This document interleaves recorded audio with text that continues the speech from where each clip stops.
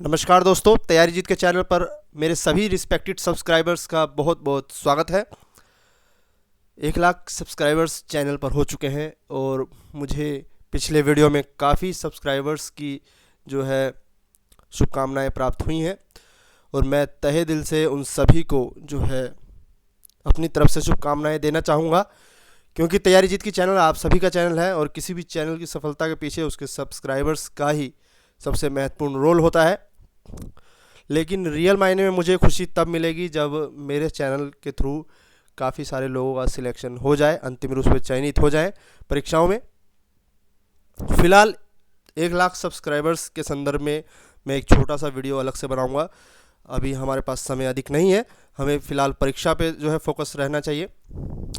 इस वीडियो में हम देखेंगे 2011 की जनगणना पर आधारित नगरीकरण के संदर्भ में विशेष महत्वपूर्ण प्रश्न।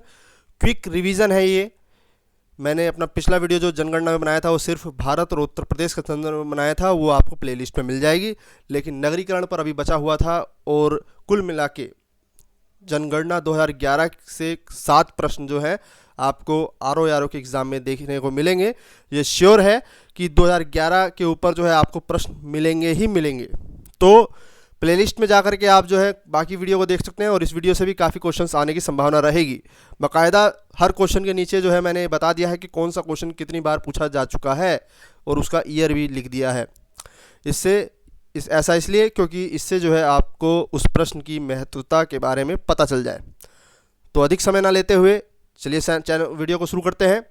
वीडियो में आगे बढ़ने से पूर्व आप सभी से रिक्वेस्ट है कि अगर अभी तक आपने हमारे चैनल को सब्सक्राइब नहीं किया है, पहली बार हमारे चैनल पर विजिट कर रहे हैं, तो चैनल को तुरंत सब्सक्राइब कर लीजिए। बिल्कुल फ्री है, आपका कोई चार्ज नहीं कटता है, बिल्कुल फ्री है ये।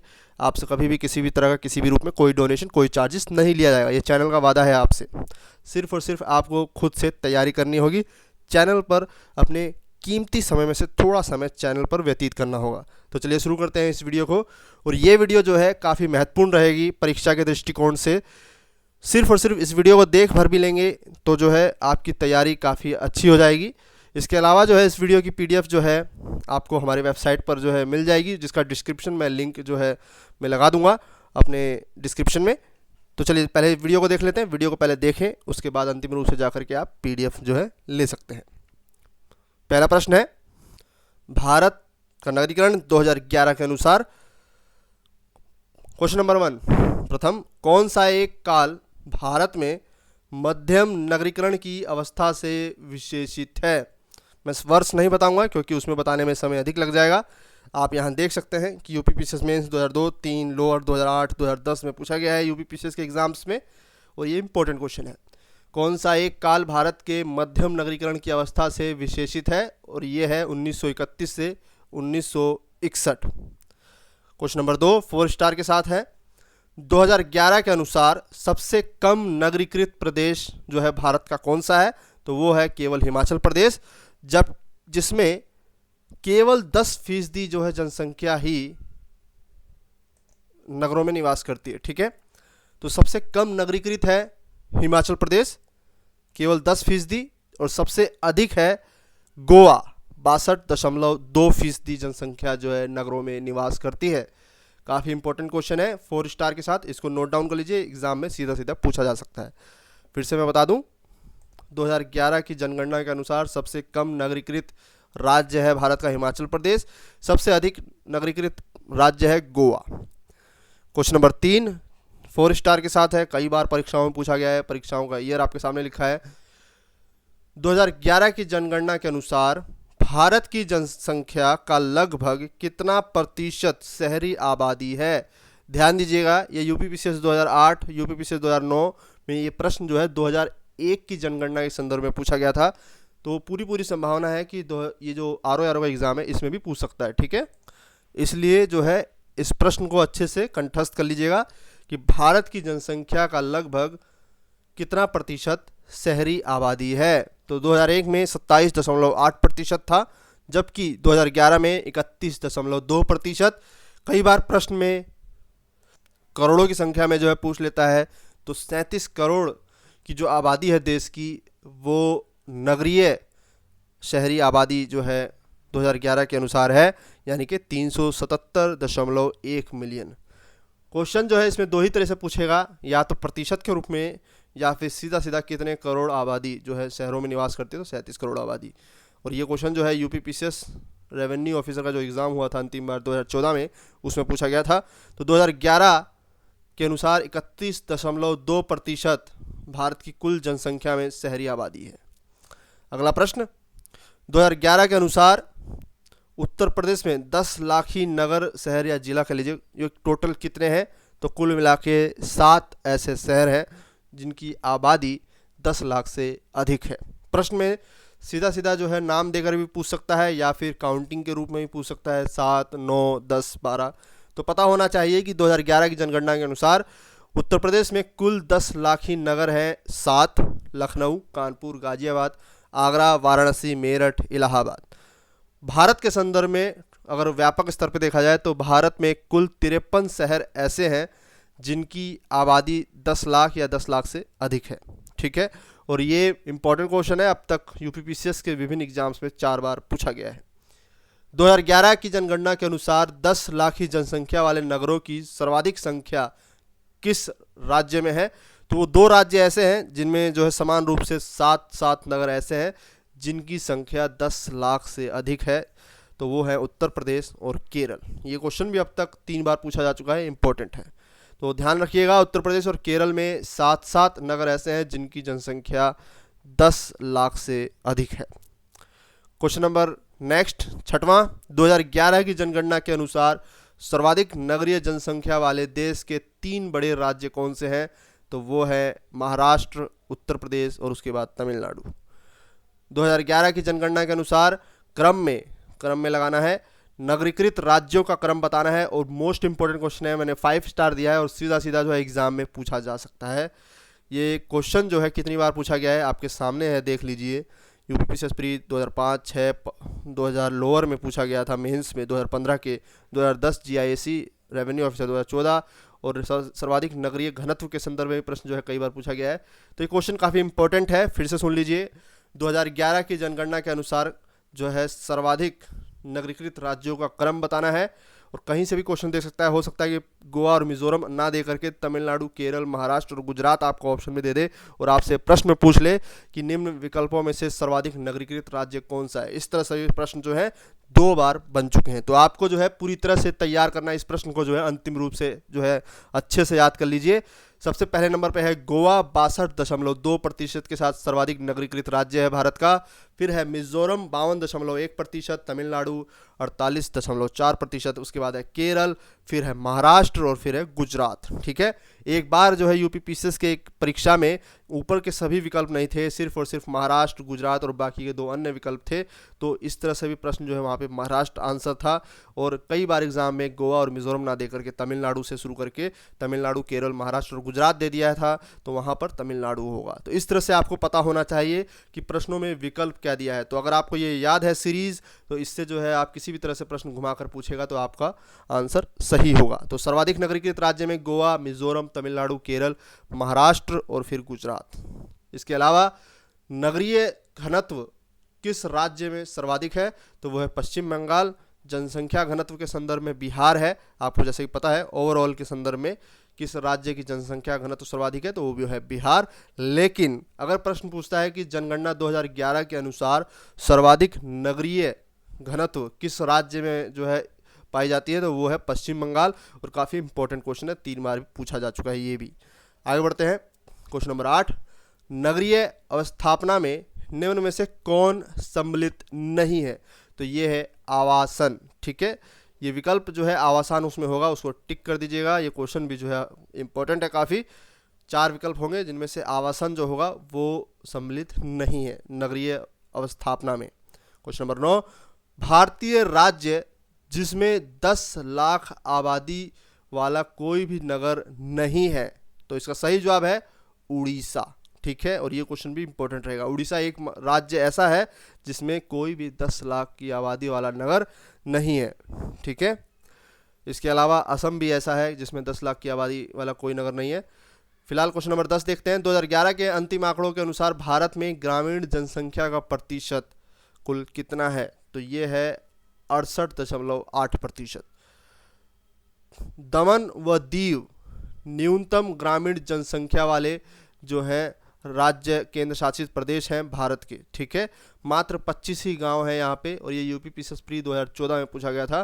क्वेश्चन बन करके आ सकता है कि 2011 के अंतिम आंकड़ों के अनुसार न्यूनतम ग्रामीण जनसंख्या वाला केंद्र शासित प्रदेश या राज्य कौन सा है, तो सही ऑप्शन होगा दमन या दीव, ठीक है, जो कि एक केंद्र शासित प्रदेश है। क्वेश्चन नंबर 11, भारत की नगरीय जनसंख्या की दशकीय वृद्धि दर उच्चतम थी, कब उच्चतम थी?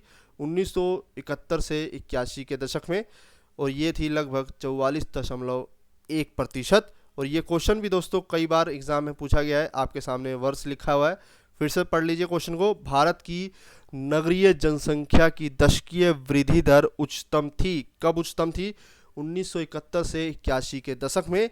तो ये कितने प्रतिशत थी? 44.1%। जबकि प्रश्न अगर पूछता है कि उत्तर प्रदेश के संदर्भ में जो है 2011 के आंकड़ों के अनुसार उत्तर प्रदेश में नगरीय दशकीय वृद्धि दर उच्चतम किस वर्ष में थी, तो ये दोनों ही वर्ष सेम है, 1971 से 81 के दौरान।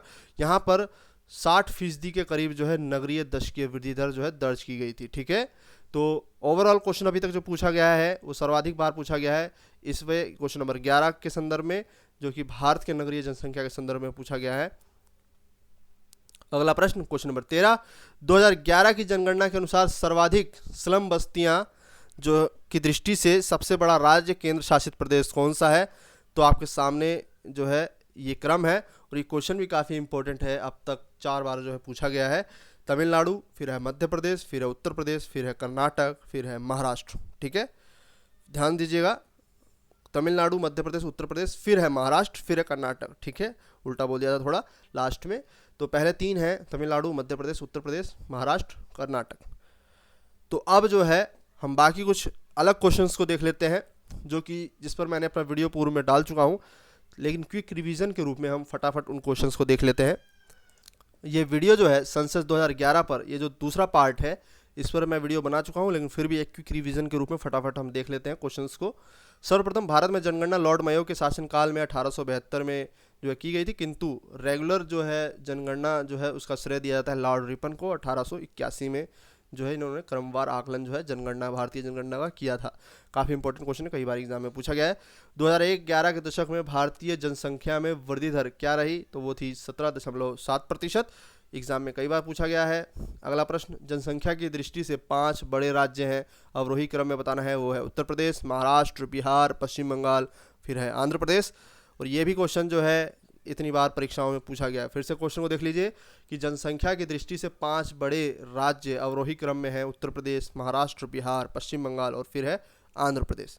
अगला प्रश्न लेते हैं, 2001-11 के मध्य भारत में किस राज्य में नकारात्मक जनसंख्या वृद्धि जो है हुई, तो वो थी नागालैंड, जिसमें जो 0.6% का जो है नकारात्मक रूप से जो जनसंख्या वृद्धि हुई। और ये क्वेश्चन जो है अब तक कई एग्जाम्स में पूछा गया है, आप देख सकते हैं। UP PCS mains 2012, UP PCS pre GIC 2012, फिर है उत्तर प्रदेश लोअर डिवीज़न में पूछा गया है 2006 में, 2007 में। तो ये क्वेश्चन इंपॉर्टेंट रहेगा, फिर से तुम देख लीजिए। 2001 से 11 के मध्य भारत में किस राज्य में नकारात्मक जनसंख्या वृद्धि हुई, तो वो था नागालैंड।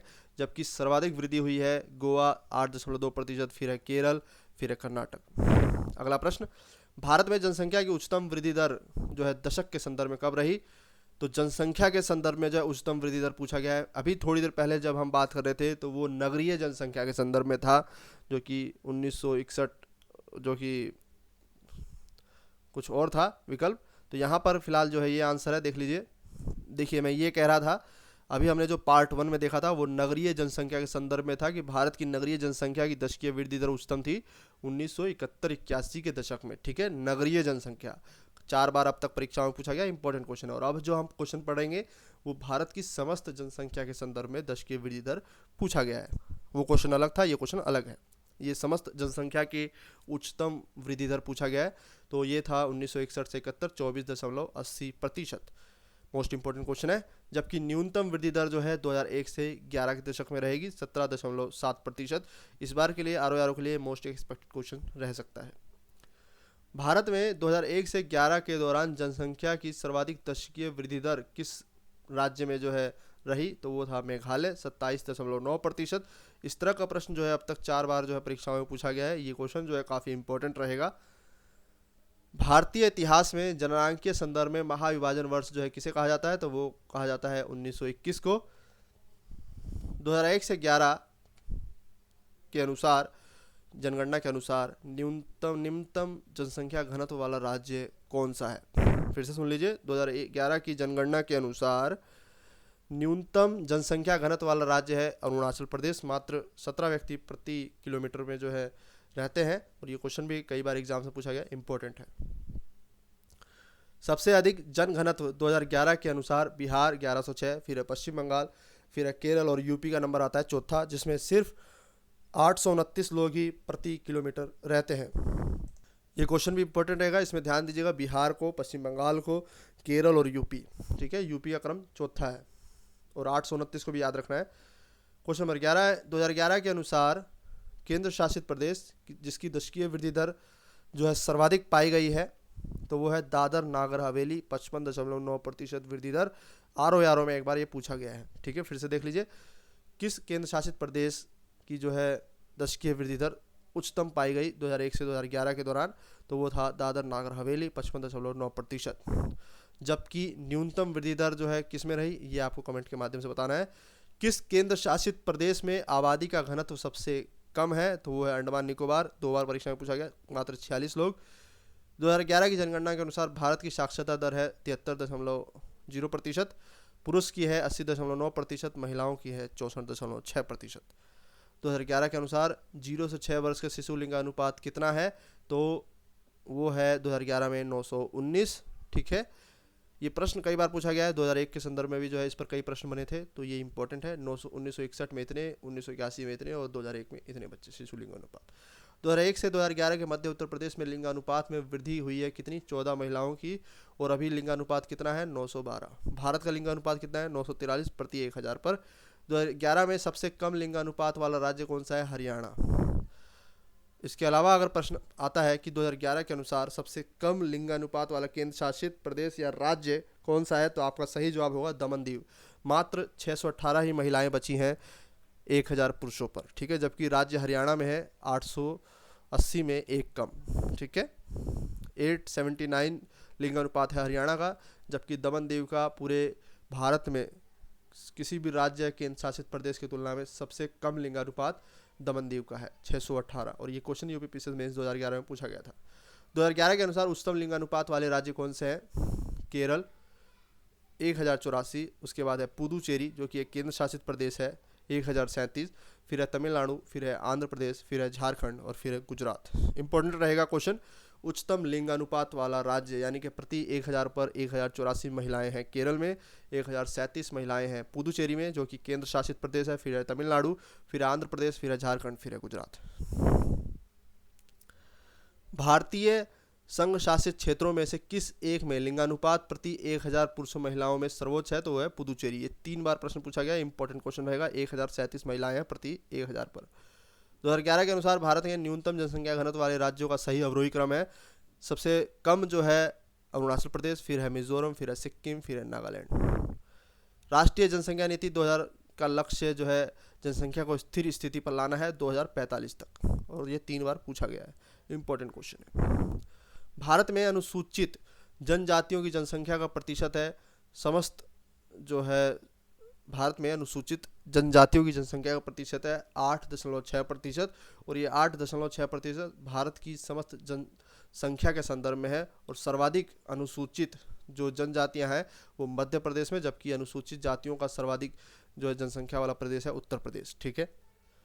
अनुसूचित जातियों का प्रतिशत में जो है समस्त जनसंख्या में प्रतिशत की दृष्टि से सर्वाधिक है पंजाब, और उसके बाद है हिमाचल प्रदेश, फिर है पश्चिम बंगाल। ध्यान दीजिए, ये क्वेश्चन में ये कह रहा है कि जैसे मान लीजिए पंजाब की टोटल जनसंख्या है, उसमें ऐसा कौन सा जो है राज्य है जिसकी कुल जनसंख्या में प्रतिशत के संदर्भ में अनुसूचित जातियों का प्रतिशत सर्वाधिक है, तो उसका सही जवाब होगा पंजाब, हिमाचल प्रदेश और फिर है पश्चिम बंगाल।